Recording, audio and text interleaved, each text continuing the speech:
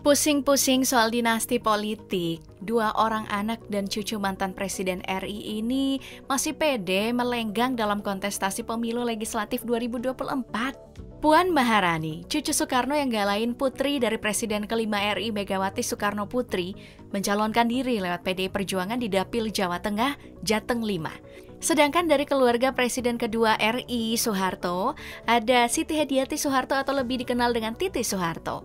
Titi maju lewat Partai Gerindra Dapil Daerah Istimewa Yogyakarta. Tapi jauh sebelum itu, keduanya memang sudah punya perjalanan karir yang panjang di dunia politik. Puan Maharani Naksatra Kushala Devi atau Puan Maharani, misalnya, sudah menjalani karir politiknya sejak tahun 2009.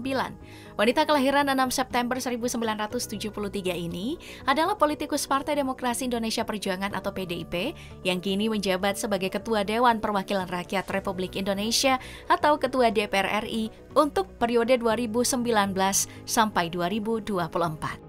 Anak dari Taufik Kemas dan Megawati ini memulai debutnya sebagai anggota DPR setelah dikenalkan ke publik oleh sang ibu yang saat itu menjabat sebagai presiden. Setelah jatuhnya Soeharto di tahun 1998, Puan mulai terlibat dalam politik karena selama 3 tahun kepresidenan Megawati, ia sering menemani ibunya dalam kunjungan dinas dalam dan luar negeri selain melakukan kegiatan sosial sendiri. Setelah itu, Puan Maharani mencalonkan diri di pemilu 2009 di Dapil Jawa Tengah 5 yang meliputi wilayah Surakarta, Sukoharjo, Klaten, dan Boyolali. Dan dirinya berhasil memenangkan 242.504 suara, tertinggi kedua dari semua calon anggota parlemen di negara ini. Pada masa jabatan pertamanya, ia menjabat sebagai ketua fraksi PDIP sejak tahun 2012, menggantikan Cahyokumolo yang kemudian menjadi Menteri Dalam Negeri. Ia ditugaskan di Komisi 6 DPR meliputi investasi dan UKM. Selama periode ini, dia menentang kebijakan kenaikan harga bahan bakar di tahun 2013. Ya alhamdulillah, saya merasa saya cinta Indonesia. Menyusul kemenangan Jokowi atas Prabowo Subianto dalam pemilihan presiden langsung di 2014 itu, ia diangkat menjadi Menteri Kabinet di tengah kritik atas pengalamannya dan pengaruh politik ibunya. Puan mengklaim sukses selama masa jabatannya, merujuk pada IPM yang meningkat di samping kemiskinan yang lebih rendah dan statistik rasio Gini. Dia adalah satu-satunya menteri koordinator yang selamat dari 2 perombakan kabinet pada masa jabatan pertama Presiden Jokowi, mendorong media untuk menggambarkannya sebagai sosok yang dijuluki tak tersentuh. Setiap pemilu, setiap kampanye, memang Bu Mega itu menjadi vote getter. Menyusul pemilu April 2019 Indonesia, di mana hasil sementara menunjukkan PDIP memperoleh suara terbanyak, Puan sukses melenggang sebagai Ketua DPR periode 2019 sampai 2024. Dirinya dapat privilege sebagai Ketua wanita pertama di Dewan. Dirinya bahkan pede menyebut akan mencalonkan diri ke presidenan di tahun 2024 ini. Ya, meski begitu, dirinya kemudian urung dan diwakili oleh Ganjar Pranowo. Wanita yang dianugerahi gelar kehormatan Dr. Honoris Causa dari Universitas Diponegoro ini, selain menarik perhatian karena perjalanan karirnya, juga menarik perhatian lewat total harta kekayaan yang dirinya miliki.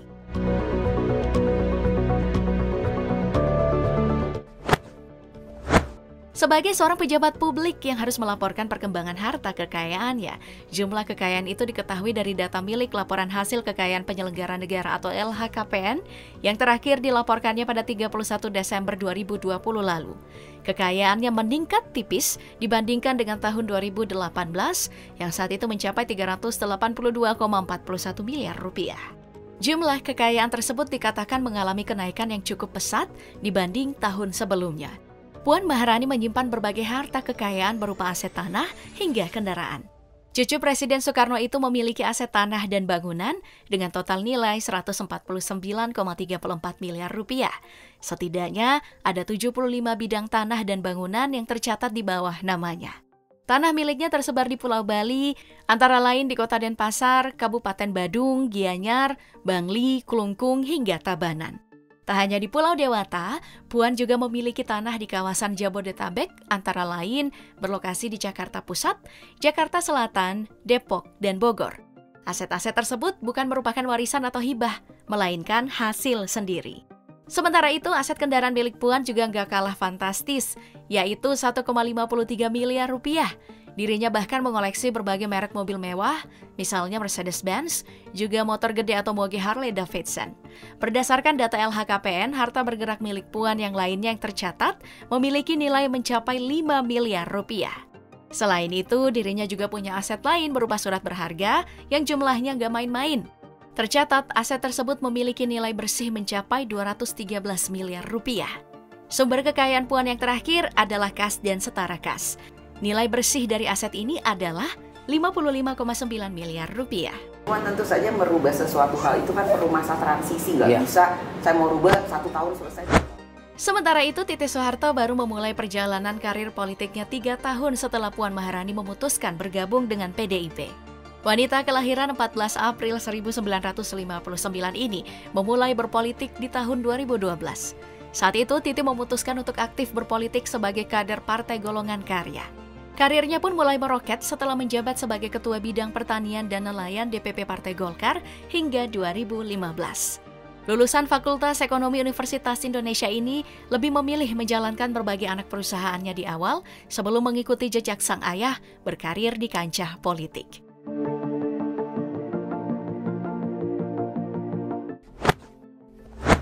Karirnya dimulai ketika Titi menjadi komisaris di PT Surya Citra Televisi atau SCTV, di mana pada 27 Juli 2005, pengusaha Henry Pribadi melalui perusahaannya PT Cita Bumi Sakna melepas seluruh kepemilikannya di PT Surya Citra Media Tbk atau SCMA sebesar 25%. SCMA merupakan induk perusahaan dari Surya Citra Televisi atau SCTV.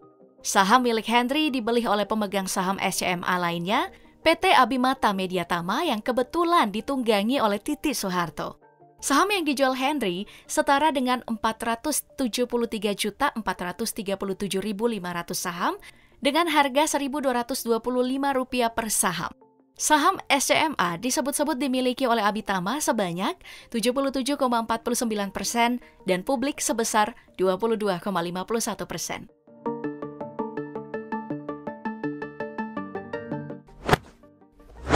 Sementara itu, karir politik Titi Soeharto berlanjut pada pemilihan umum legislatif Indonesia tahun 2014. Saat itu dirinya terpilih sebagai anggota DPR dari Partai Golkar untuk masa jabatan 2014 sampai 2019. Titi mencalonkan diri sebagai anggota legislatif untuk daerah pemilihan Dapil Daerah Istimewa Yogyakarta dengan nomor urut 1. Di samping sepak terjangnya tersebut, berapakah harta yang dimiliki Titi Soeharto?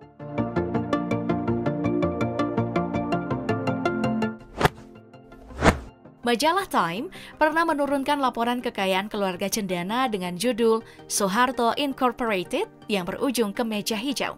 Disebutkan Titi adalah penyuka merek kelas tinggi seperti Harry Winston, Bulgari, dan Cartier. Titi juga dikenal sebagai pengagum para bintang film. Ketika Steven Seagal ke Bali dalam rangka peresmian Planet Hollywood pada tahun 1994 lalu, Titi dikabarkan berdansa dengan bintang laga itu. Kesan ini pun agaknya nggak berlebihan. Misalnya melalui laporan harta kekayaan pejabat negara atau LHKPN tertanggal 9 Maret 2018. Total harta Titi Soeharto mencapai 592,58 miliar rupiah. Harta ini berasal dari gabungan aset yang ia miliki. Harta Titi didominasi aset properti. Secara rinci, Titi memiliki sejumlah tanah dan bangunan di berbagai kota di Indonesia yang berjumlah 423,49 miliar rupiah. Sementara itu, ia memiliki mobil Mercedes S600 tahun 1992 yang seharga 100 juta rupiah. Ada pula harta bergerak lainnya senilai 20 miliar rupiah. Titi juga berinvestasi di surat berharga sebanyak 45,87 miliar rupiah.